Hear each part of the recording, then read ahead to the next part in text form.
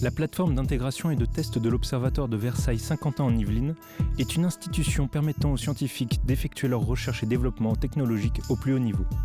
La PIT met son savoir-faire au service du développement d'instruments d'observation du fond des océans jusqu'à l'espace par la mise à disposition de moyens mutualisés. Notre travail, c'est de fournir à la communauté scientifique des moyens de faire leurs tests ou leurs intégrations.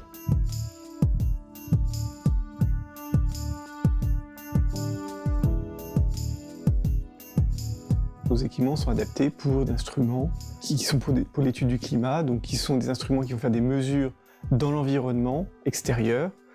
Ça peut être de la température, la pression, les nuages, l'humidité, ce genre de choses. Et aussi pour des instruments qui vont aller dans l'espace avec un peu la même idée, donc soit observer la Terre, donc son atmosphère, ses polluants, mais aussi des instruments qui vont aller vers des planètes. Et ces planètes-là aussi, on va regarder qu'est-ce qui la compose, qu'est-ce qu'il y a dans l'atmosphère, comment elle est éclairée par le soleil, ce genre de choses. Au départ, on a imaginé la mise en œuvre d'une nouvelle filière spatiale et l'idée c'était de pouvoir répondre à des enjeux scientifiques qui étaient pas forcément accessibles avec un gros satellite en orbite. Donc pour nous l'enjeu c'est de mettre en œuvre une future constellation de petits satellites, notamment pour faire la mesure du bilan radiatif de la Terre. Alors le bilan radiatif de la Terre, au sommet de l'atmosphère, on a plusieurs flux. On a un flux qui est d'origine solaire. Donc c'est un flux qui est aux alentours de 340 watts par mètre carré. Ensuite, on a un flux qui va être réfléchi, c'est ce qu'on appelle le flux albédo. Il est de l'ordre de 100 watts par mètre carré. Et ensuite, l'autre composante, c'est ce qu'on appelle le rayonnement infrarouge de la Terre. Ça fait 240 watts par mètre carré. Donc 340 moins 100 moins 240 watts par mètre carré, normalement, on doit trouver une valeur qui est égale à 0, quand le système est à l'équilibre. On a une valeur qui est positive. Une valeur positive signifie que la température de la planète va augmenter. Donc on est sur un réchauffement climatique. Et pourquoi on a des valeurs positives ? Parce qu'on va associer des forçages radiatifs, comme par exemple le CO2, le méthane. Tous ces gaz à effet de serre ont une tendance à avoir un effet sur le réchauffement. À l'inverse, quand on a des éjections des aérosols, eux ont un effet négatif sur le climat. On va créer un refroidissement. Une éruption volcanique, sur une certaine durée, ça crée un moment une diminution de la température de la planète. Et comme on s'intéresse à avoir à un moment des mesures de flux toutes les 3 heures et d'avoir une bonne résolution spatiale, ce qui est vraiment fondamental, c'est d'avoir à un moment du multipoint. Et qui dit multipoint dit plusieurs satellites en orbite. UVSQ-SAT, c'est le premier satellite de notre filière, de notre dispositif. Pour moi, la PIT et l'OVSQ, c'est un élément qui est fondamental dans un système de recherche. Parce que ce qu'on avait imaginé dans la mise en œuvre de notre dispositif, c'est d'avoir au maximum les moyens à proximité de nous. Donc on est dans une stratégie de réappropriation industrielle, de territorialité. Aujourd'hui, au niveau national, un GIS s'est créé. Et cette structure vise à optimiser la façon dont les moyens sont utilisés, donc au niveau national et donc en particulier au niveau francilien. Au niveau de la région parisienne, il existe plusieurs plateformes ou stations d'étalonnage un peu semblables ou en tout cas avec des missions proches de celles de la PIT. Nous, à Guyancourt, donc lieu d'implantation de la PIT, il est clair que du fait de l'écosystème qui existe, donc les laboratoires, il y a des écoles aussi avec des enseignements sur le spatial, mais aussi la présence de start-up ou de sociétés de petite et moyenne taille qui travaillent dans ces domaines. Il y a un véritable besoin d'une telle installation. Donc on a mis en œuvre un dispositif.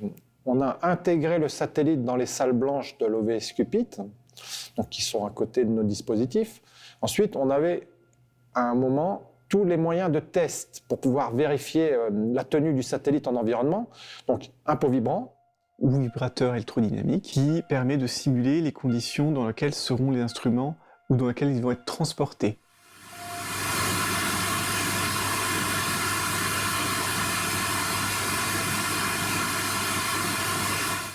On va les secouer en fait de façon un petit peu plus forte que ce qu'ils vont subir pour être sûr que, par exemple, un satellite ou un instrument d'un satellite soit capable de résister à un décollage d'une fusée, c'est assez violent.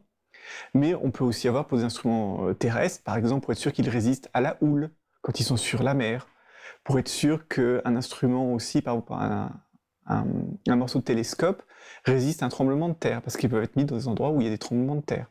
Ce sont des exemples qu'on a déjà fait récemment. Cette bobine-là, c'est elle qui va vibrer. Là, il est en position horizontale, donc il est couplé à une table. C'est avec cette table-là que, par exemple, on va faire... ça dépend des manips, mais là, ça peut être l'axe X, ça peut être l'axe Z. Là, le pot, comme ça, il est dans son axe Z. Alors, en général, on prépare un test en demandant d'abord la spécification du client. Et ensuite, on lui demande aussi combien d'accéléromètres il veut. Un accéléromètre, c'est un petit capteur piézoélectrique qui va recevoir une tension et qui va répondre en fonction de la tension qu'il va recevoir, une autre tension qui va être retransformée en réponse sur le système d'acquisition. Et donc, on rentre les niveaux dans le pot vibrant pour des recherches de résonance, pour des cyclages en sinus. Et donc, ça nous donne un retour de ce que voit son équipement à différents niveaux. Donc, en recherche de résonance, c'est pour voir s'il y a une carte qui bouge ou autre chose à une fréquence dédiée. C'est un profil assez classique pour des aléatoires. Donc, c'est pas des sinus. Les sinus, tu vas avoir quelque chose d'assez régulier. Et là, en fait, on a un profil où tu as une montée. Tu as un petit palier, après tu redescends pour pas que le pot s'arrête brutalement. Et en fait, là, entre 20 Hz et 2000 Hz, le pot il va envoyer toutes les fréquences en même temps. Grâce à une étroite collaboration avec le LATMOS, UV-SQSat, un satellite révolutionnaire permettant l'étude du climat depuis l'espace, a pu être intégralement assemblé et testé dans les salles de la PIT. Pour moi, la réussite d'UV-SQSat passe par la relation qu'on a eue avec les responsables de la PIT et surtout la proximité. C'est-à-dire qu'en permanence, on a eu de l'aide, c'est-à-dire qu'ils ont eu un apport décisif dans les essais. Et ensuite, ce qui est fondamental, c'est le planning. On a bénéficié de souplesse quand on avait certains retards. À chaque fois, on a eu en permanence une aide pour nous aider à un moment à réintégrer notre dispositif, à gagner du temps et à venir en temps et en heure malgré les retards.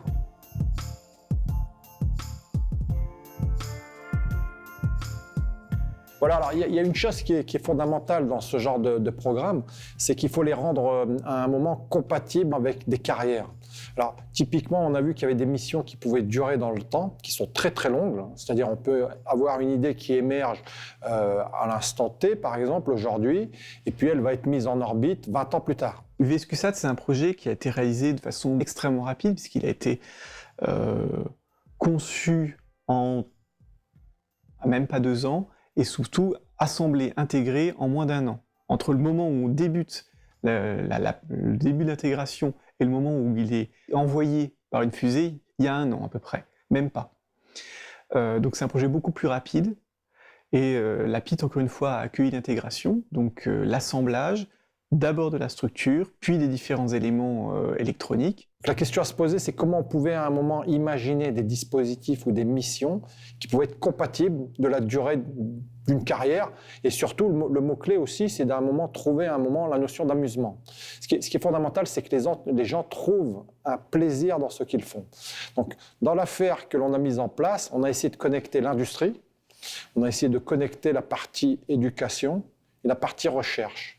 Et en permanence, l'idée, c'était de mettre en œuvre des moyens pour que les gens s'impliquent et qu'on sorte un peu, même parfois, d'un cadre formel pour aller vers un résultat. Là, on n'attend plus que le décollage, puis la communication pour vérifier que tout fonctionne de ce premier démonstrateur. Évidemment, après ça, et quasiment à la suite, on va en reconstruire un autre. Dès l'année prochaine, on recommence avec un suivant, voire même 2 suivants.